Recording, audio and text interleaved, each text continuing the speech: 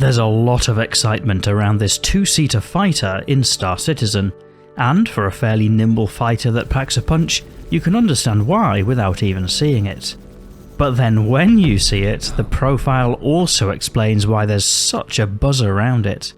But as ever, the question is, how does it actually perform in the game?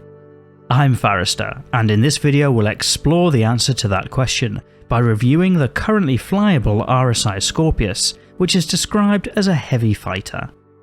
If you've seen other reviews on this channel, then lock your S-foils into attack position because the format of this one will be familiar.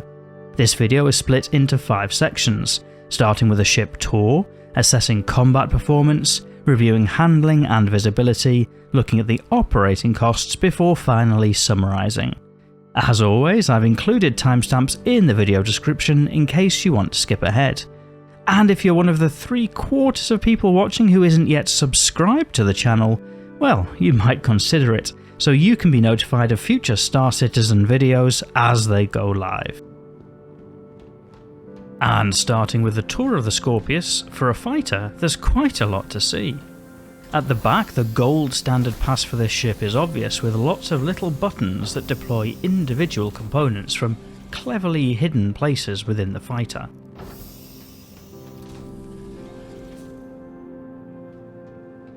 Moving around the starboard or right hand side of the ship, the profile is very visible, and there's some more little buttons that deploy the various components. Notably, there's also a deployable weapons rack for this ship, with space for weapons for the pilot and for the gunner. And on each side there's also access to the ship's inventory. To get into the Scorpius, there's a deployable ladder on the left or port side at the front.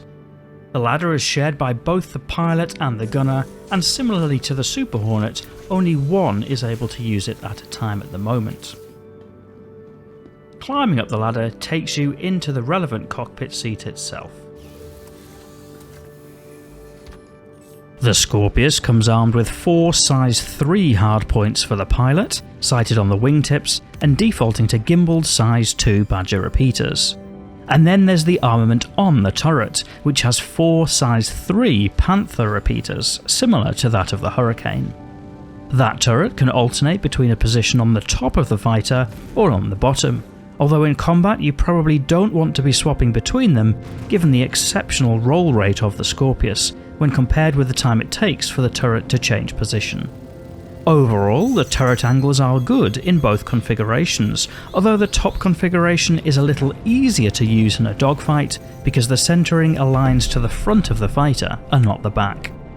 The pilot further has 16 size 2 missiles at their disposal, and sadly, as the mounts are flush to the hull, they can't be swapped out for different sized missiles.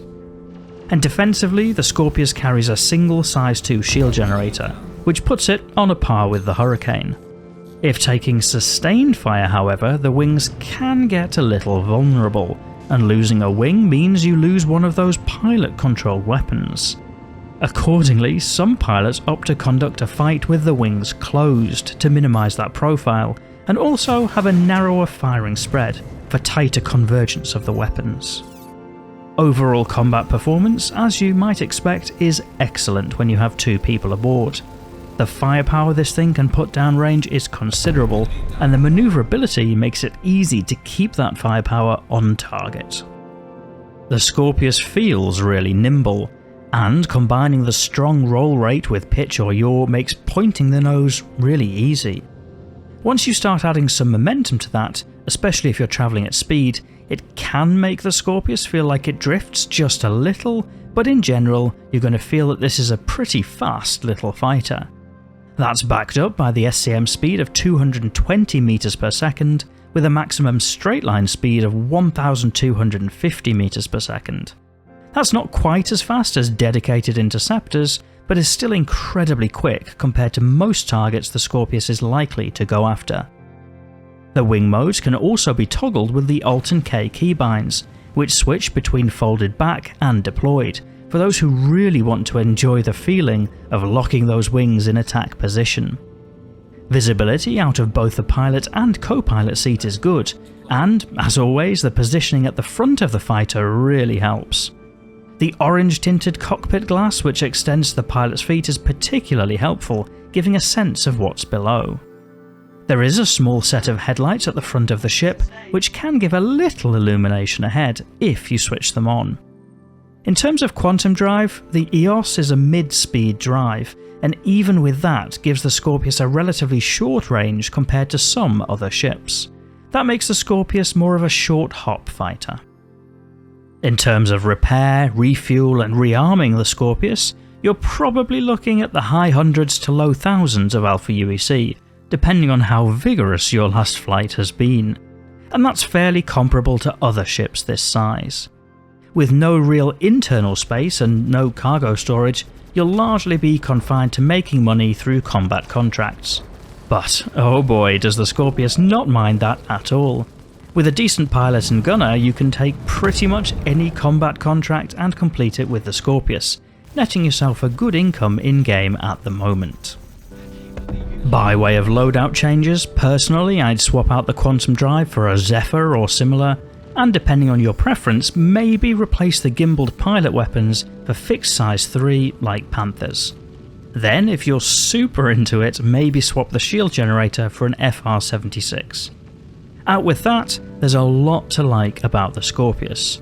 Obviously, there's the fantastic looks of this ship, from that orange tint canopy for the military feel, to the beautifully detailed profile, not to mention the obvious in those X-shaped wings. It's also neat for Star Citizen fans that the RSI design profile does shine through, with parts of the ship looking similar to an Aurora.